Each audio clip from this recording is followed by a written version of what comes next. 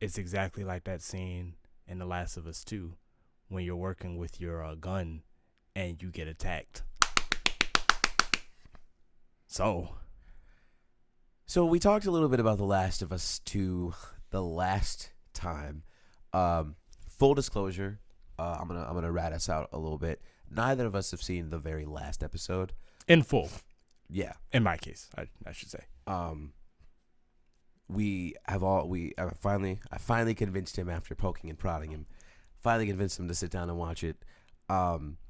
And unfortunately, while my opinions have not necessarily changed, they are a bit more dour than the last time we talked about it. In that this did not go the way that I was hoping it would. I think, full disclosure, that this season is incredibly mid. And I think it suffers from something that I was talking to a friend of mine about and was really hoping would not be the case, but I just ultimately think it is the case given the fact of how the penultimate episode goes.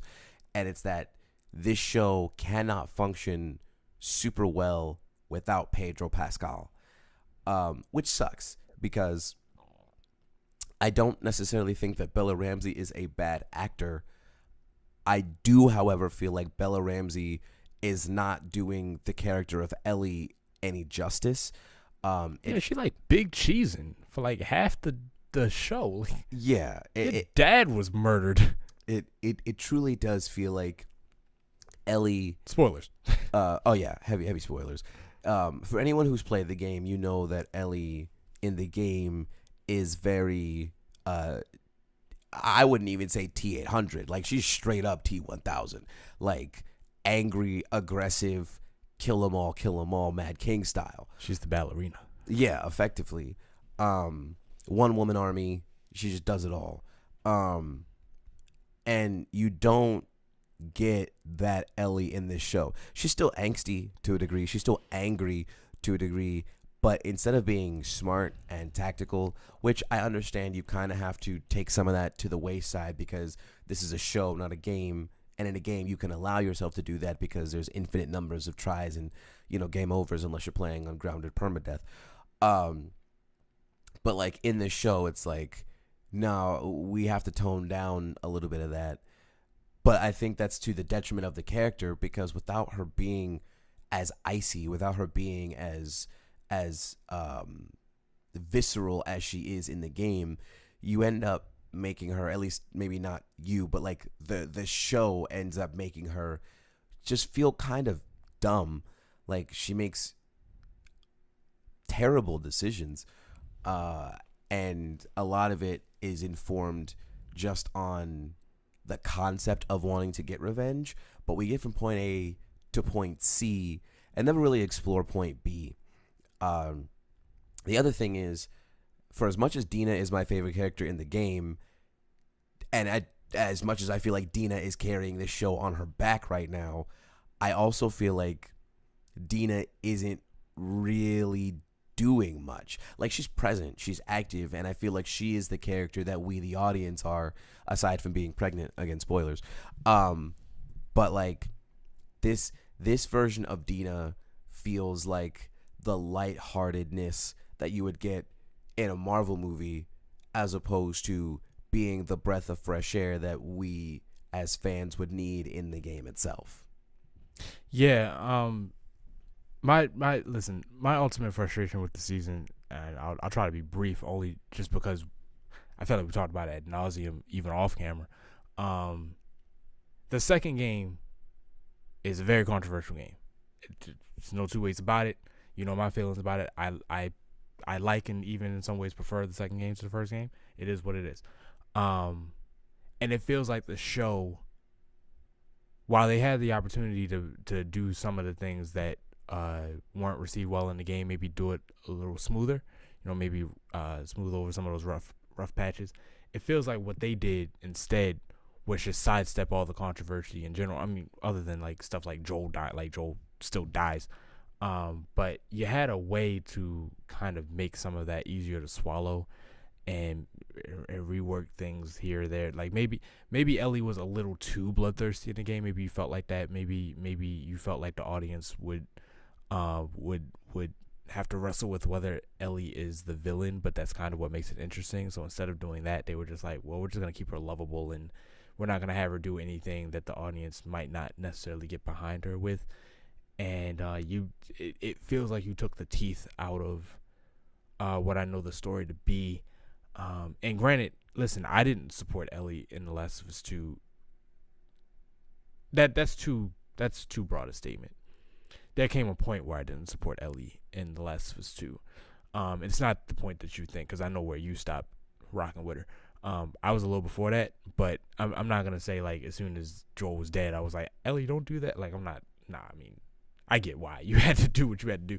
But the show, it felt like just didn't really want to get too much into that, and it also felt like, which this is where, we, like we said, we didn't finish the show, but I did see the final scene of season 2.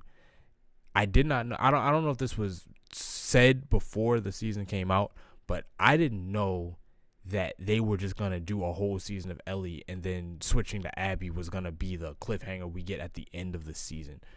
Yeah, so that never actually came out in any sort of like reports or things like that.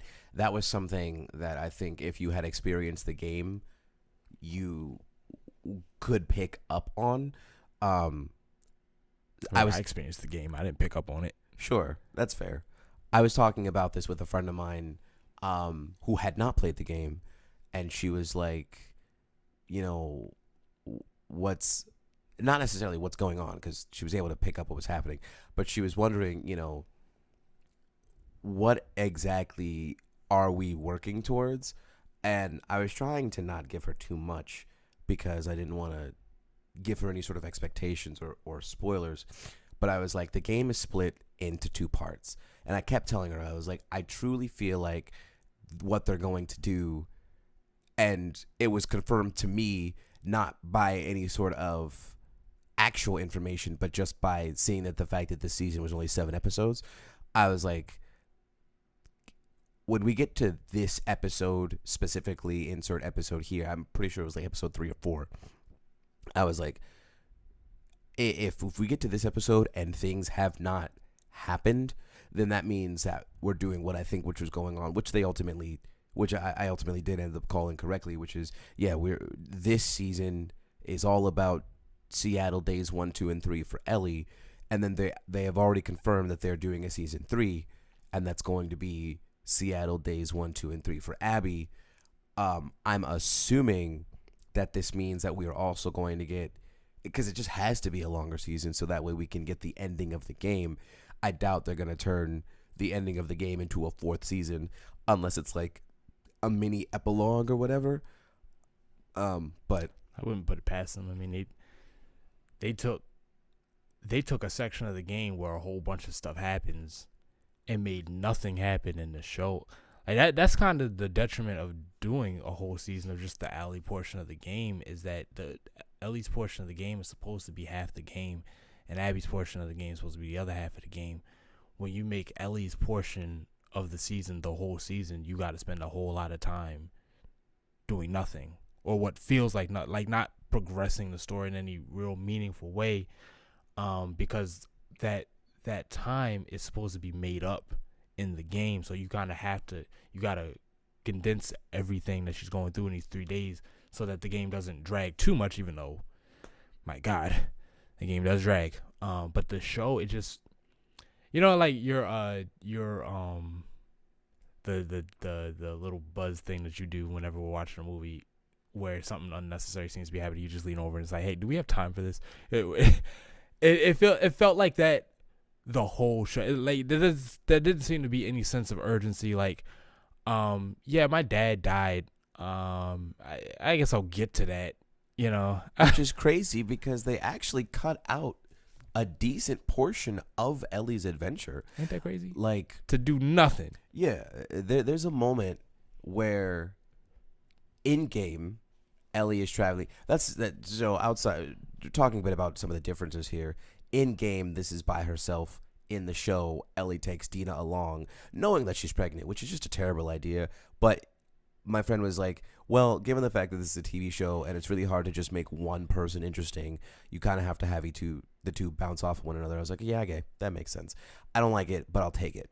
In game, there's a moment where after Ellie finds out that Dean is pregnant, she's going around and she figures out, okay, cool.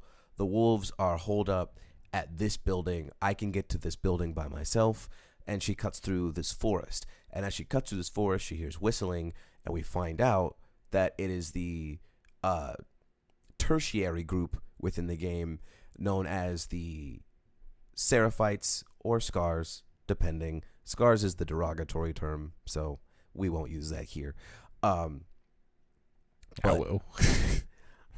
every time I say Scars, you always correct me with Seraphites because you actually like them. I don't like them. I don't like either group. They're both they're like psychopaths. I like Lev. That's fair. Yeah. So she has an interaction with the Seraphites. In the show, that's just not there at all. Like she has no interaction with the Seraphites. It almost feels like, and maybe this is them trying to make up for the first season, although I don't necessarily know why they would have to. It feels like they are focusing more on the infected aspect of the show and less about the world, which, depending on who you talk to, because I've talked to some people about this, that was a big issue that people had with this game comparatively, is like we didn't really get that much infected and it felt more about the world surrounding the infected. And I was like, well, think about the first game. Like, the majority of the first game is fighting infected, and then you have pockets where you have to deal with actual people. You don't have to do that for the second game, at least in my opinion, because we've already dealt with it so much. I do think getting new infected, getting stronger infected, just from a gameplay standpoint, makes the combat and the gameplay more refreshing and interesting. So I don't necessarily think that there was a problem with that. And I do think there is a fair amount of infected in this game. Looking at you, Mr. the Rat King, sir.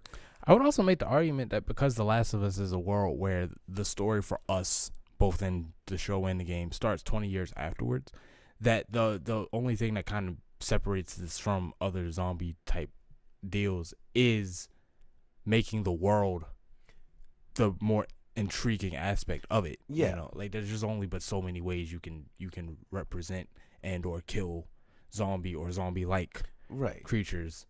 But I think in this season they really do kind of hammer home more of the infected. And hey, you know, prosthetics and CGI are cool, but also like unnecessary. Also, and I swear to you, I watched this scene twice because the episode is so dark. Episode 6. How did she find Nora? Like, that made no sense to me. But I'm not gonna lie to you, I was half asleep. Like I woke up and in the like the scene was on, and I was like, all right, we'll see how this goes, because it's one of the scenes that I hate in the game because it's just Ellie. That's probably right around the time where I'm like, Ellie, I'm not really on your side anymore. But controversy, so fine. But in the show, I was just like, is every aspect of the show just gonna be weak? I don't know. It didn't feel. It felt like they were still trying to keep Ellie like likable. Yeah. I don't think the show handles really any of its characters super well. But talking more about the differences now, because now that you've seen it and this is the stuff that I want to talk to you about. One of the biggest differences, and we haven't really talked about it, but like I think this is the perfect time. One of the things that really bothers me is in the second episode, they do effectively, for those who have seen Game of Thrones season 8 episode 2, they do the long night, which feels really out of place because that just wasn't in the game. You know, the infected have broken through the stronghold of Jackson, and you know, how do we get from point A to point B? How do we save everybody? How do we do this? How do we do that? And it's a cool scene. Asterisks in that for a scene that was not in the game, it was handled well. I don't necessarily think it was necessary, but it is what it is. The thing that bothers me about it, though, is that in that scene, Tommy is at Jackson helping defend the settlement, and instead they replace Joel and Tommy with Joel and Dina. And again, I do think that Dina has done very well in this show, but Tommy not being there, to me, I think dramatically undercuts his desires and his just absolute rage that he has within the game. Um, Speaking a bit forward in the game, so mild spoilers here, there's a scene where after you get through Abby's section, you get to the farm, and Ellie and Dina are living their life together, and Tommy comes in and he's like, she's still alive. We know where she is. And he's gone through some stuff. He's pretty ragged. You know, he's walking with a crutch because of some things that happened earlier. Some stuff that happened to him because of Abby. But it's because of his crusade. Like in the game, he's the first to leave. And then Maria is like, hey, can you go stop my husband from getting himself killed? He's just so passionate, and he has so much conviction, and he's got so much drive to get back for this person that killed his brother in front of him. We don't get that, and now we can't get that because he wasn't there.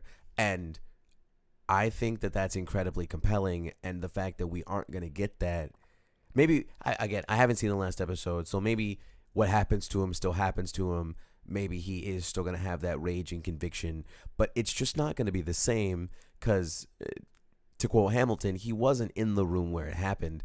And I think not being there is such a big deal that, to me, that's kind of where I was like, okay, I'm not going to say I can't take this show seriously, but it's like I can't take this show at heart because you're changing what's probably, I think, one of the biggest character aspects for Tommy and just removing that entirely. And that to me was a very big deal. But see, upon first seeing it, I kind of thought, maybe hoped, that his absence there would kind of be in service of what I knew the trick of the story is, which is the switching to Abby. And the way I rationalize it in my mind is, okay, at some point in this season, they're going to switch to Abby. And you're going to see Abby's side of whatever. Now, as somebody who played the game, you know that's coming. But if you don't know that's coming, the way I rationalize it, the math that I did in my head is Tommy's going to represent someone who does not have any perspective, who just, my brother was killed. This is the person that killed him. I'm going to go kill them because they killed my brother. And so you as an audience member would be able to be conflicted because you would know about Abby, things that he doesn't know, and you'll have a personal connection with Abby that he doesn't have, even more so because he wasn't there. You know, so there's no context for how it happened, her speech, her body language, the pain that she was clearly feeling in that moment or whatever like that. She doesn't have any of that. You have all of that. And that would help nail that home because that's what perspective is about. It's kind of the point of the switch to begin with. But seeing as how the entire season does not go to Abby's perspective until the very last shot of the last episode, and then you're like, okay, I guess we're doing this next year, then that means that this story, as it stands now, doesn't justify Tommy not being there, because now we don't really have an emotional, like, upon rewatch, we don't have an emotional crux that's really carrying us through, because there's no way for that moment to come full circle. Now I get it that you don't tell the whole story in one season because you plan on continuing. But to me, I feel like anytime you do a season is very similar to like when you do a book or a movie or even an individual episode, that within the larger thing, this particular portion has to have its own beginning, middle, end, has to have its own payoff or whatever like that. This felt like it was absolutely all like part one. It was like the most part one-iest story I've ever seen, and I don't think that's how you should do that. There needed to be some reason other than you'll find out next season why they made that decision. It felt like there were a lot of decisions that they made that were just like, here was your chance to take the game was a noble attempt at this risky story. Worked for me, didn't work for a lot of people. Okay, fine, fair. This was your second chance. Robert Kirkman actually talked about that. The writer of The Walking Dead. Invincible. Yeah. He made quite a few changes to the show, and I remember one in particular. He was talking about how the governor, spoilers, how the governor dies in the show. He was comparing it to how he had written it in the comic, and he said, "Yeah, I had him die in the comic this way because I was being kind of pretentious, and I figured let me go for like a realistic something or whatever." I don't remember the full explanation, but he was talking about how he gets domed in the show, and he's like, I've grown since then. I've matured as a writer, and I understand that just because that's realistic doesn't necessarily mean it's narratively satisfying. So he changed how it went. Didn't necessarily change the vision per se, but he changed how he carried it out. And this show felt like it had the opportunity to preserve the vision and smooth out, like I said earlier, some of the rough areas. And it just didn't do that. The changes they did make feel like for the worst. Yeah. Some of the other things that they change. Not that this is necessarily a super big change, but I think it has implications moving into whatever this third season is. There is a character that is named Manny in the show, who in the game is a combination of two different people. Manny in the game is, in a weird way, depending on how you feel about Abby and her crew, he's actually like the lovable one. Like, he's there, so obviously at some point he has to get dealt with from Ellie's perspective. But when you play the game on Abby's side and you see how she interacts with him, he's like that lovable uncle that has all these funny jokes, and he's very reasonable. Yeah, he's very self-aware of what happened, but he's also not like just like, oh well, they shot at us, and he's like, yeah, I mean, we shot at them too. Yeah. He's really cool. And then there's another character whose name I can't quite remember, at least from the game. Who's Sir Cunts a lot. Yeah, he just sucks. He's like a terrible guy. He kicks Ellie in the face. Admittedly, she did try to shoot at him, so like if there's any justification there. But like as you like get further into the game, again on Abby's side, you're just like, oh, this guy just kind of sucks. Basically, they took those two characters and put them together as one character. So I fear that those moments of like introspection and just like profound character growth, and I guess maybe not growth, but like nuance, I feel like you're not really going to get those with this combination of Manny the character and the other guy, because he is very much the other guy as character, just with Manny's name. And I'm just like, I don't really vibe with that. They also, I guess, a little bit more about so we talked a little bit last time about Joel being in therapy, or maybe we didn't because I was avoiding talking about that, but Joel was in therapy, and they added they added a new character and changed the backstory of another character, Eugene and his wife, who was Joel's therapist. I think that was incredibly compelling. I also think it was wildly unnecessary. I think I agree. I was thinking, seeing him lie about what happened with Eugene, kind of tips off Ellie. It's like, okay, I know who I'm dealing with. But I just more so like the idea that Ellie was just always a little uneasy about the explanation that Joel gave, and that it just gnawed at her for years until eventually she just had to go look at it for herself, and she figured it out that it was bullshit. I don't so much like the idea, like it's less subtle when you say, okay, Ellie figures it out because she just watches Joel blatantly lie to somebody else, and she's just like, oh well, he can just so easily do that, with a straight face. So obviously he was lying to me. Nah, I just like the idea that um he gave you a story. From that moment you were always a little uneasy about it, and after enough time where you kept trying to revisit it and he wouldn't change his story, you were just like, it didn't make sense from the first time you told me. You keep telling me this, it keeps feeling weird, so I'm just gonna go look into it myself. And then I find out that it was in fact a lie, which is what I suspected from the beginning. And you get the feeling that she suspected that from the beginning. It's not like it's a retcon. You very much had that vibe from the end of the first game. So unnecessary, yes, but I'd say a step beyond that, where I think it does more harm than good. And I think this is as good a place as any to just ultimately say, I unfortunately can't recommend it. I'm not gonna say don't watch it. If you like, come to your own conclusion. I don't want to be the kind of person that takes away viewership from a potential project. I don't mean in the way that I don't want to criticize stuff, because if it's not working, it's not working, and I feel like it's not working. But don't cancel like an appointment, to sit down and watch it. It's really a shame for me, because I like the second one so much. Like I was like, I wanted to see this adapted on screen far more than I ever wanted there to be a Last of Us show to begin with. Like when the idea that The Last of Us was going to become a show, the consolation for me was that means The Last of Us 2 will eventually be on screen, and I will tune in for that. But I was never really big on the idea of it getting a live action adaptation.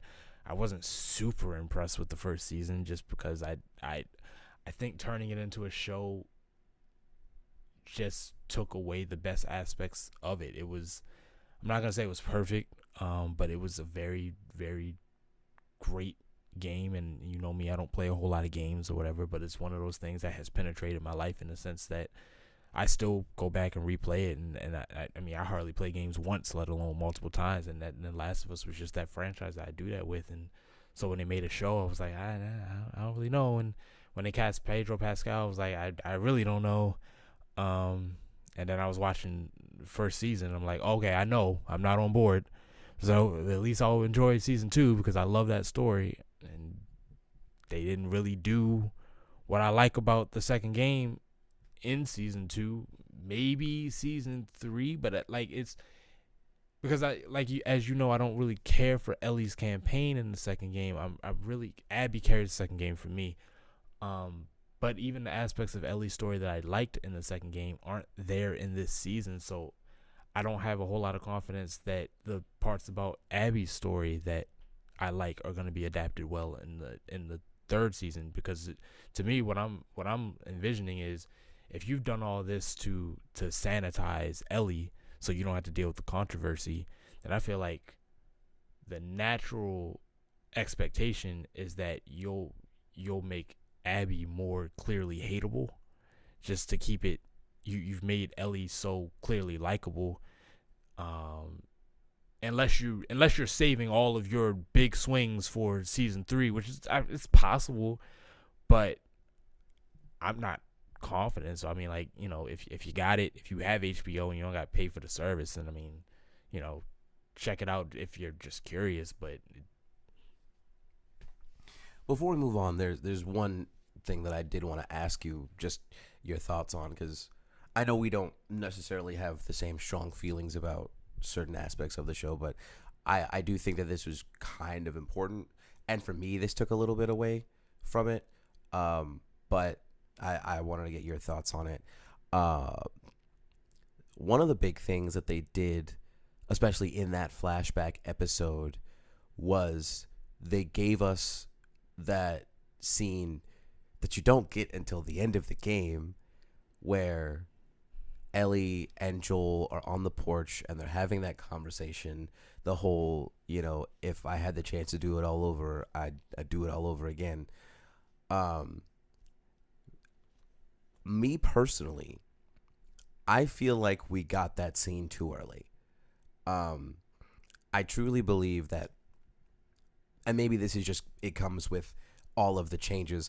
I think the part that makes the ending of the game specifically more compelling is when you finally get that flashback, because you go through this entire game not even considering that Ellie has the capacity to potentially forgive Joel. And then you get that and you're like, oh my God, this all just kind of makes sense now. Specifically that fight on the beach. But I think giving us that in the penultimate episode, I feel like almost takes away from whatever emotional catharsis we can get at the end of season 3, because what is ultimately the biggest revelation in, or at least what I feel is the biggest revelation in the game, they just were like, here it is at the end of the first season. I think it could have worked, but for it to have worked, revealing it where you, because I think it works as a season ender. It could have worked, but what you had to do is you would have had to preserve that Baba Yaga Ellie, because what I ultimately think that Ellie's, I'm not gonna say Ellie's not mad at Abby. Ellie's clearly mad at Abby, but I think that obsessive rage comes from the fact that we know that she took that first step in forgiving Joel. She wasn't sure if she could do it, but she had committed to trying. That's what she was going to dedicate time to doing. She was going to try to repair that bridge. And no sooner does she make that decision that Abby swoops in and takes away that opportunity. So it's like I died, or Joel died a little too late and a little too early. Too late for me to write it off as the man I knew died long ago when he lied to me, and I wrote him off a while ago. And too early in the sense that I was getting back to the point where I could be on the same page with him, but I wasn't quite there yet. So it's like you interrupted that, whatever. So now I have to, I got to do whatever it is I have to do. If we had gotten that bloodthirsty, vicious Ellie that we got in the game throughout this season, then that scene at the end of the season where you as an audience member, as the losses are building up and as things are happening to Jesse and Dina and everything like that and Tommy, and you're like, is this really worth it? Then you get slapped with that scene and you're like, I don't know if it means it's worth it to me, but I understand why it's worth it to you. But we got a very passive, chill Ellie. And so in that context, I completely agree with you. We haven't really seen her get in the mud yet for real. So getting that revelation now, it really does, it does nothing for the story as far as I see, which might seem a little contradicting, because I just said earlier that you have to tell the season as its own story anyway. Like, you have to have a beginning, middle, and end, and there is a way in which that does serve as a good ending to the arc of this season. But you need that angry, bitter, pushing everyone else away Ellie for that to work. And this Ellie about as friendly as, whatever. So I just, yeah. All in all, I'm going to watch the last episode at some point. Although I doubt we have really any need to talk about this again. Just from how I feel, like I said at the start of this, I feel like this season is so aggressively mid. Unpopular opinion, at least in terms of this, I actually did like the first season. That's because I also really liked the first game. And while there were certain changes and things that they did in the first season from the game that I was like, okay, that's odd, I didn't necessarily think that they were uninteresting and or not worth telling in terms of story. Everyone will always talk about episode 3, the Bill episode, and whether or not that change was worth it or not, because the Bill in the game versus the Bill in the show are effectively not the same character. They are, but No, they're not. They're the same name. They are the same character. He is still just as neurotic. He's still just as distrusting and still just as angry. But they make him more human. as opposed to this effectively Lester from GTA, but like with a gun. Um, and if that works for you, it does. If it doesn't, then it doesn't. I know it doesn't work for him. It really worked for me. Um, but it felt like the changes that we got in season one, for the most part, with the exception of the Sam and Henry stuff, really worked to serve the narrative as a whole and make this experience that you really could only play something worth watching. Um, I can't really say the same for season two, unfortunately. Like I said, I'm not gonna try and take money out of the mouth of millionaires. So check it out if you want to, but I don't particularly think that if you have a connection to the game, I don't think you'll enjoy it. If you don't have a connection to the game, I'm not really sure what you're gonna get out of it, and that's just how I feel.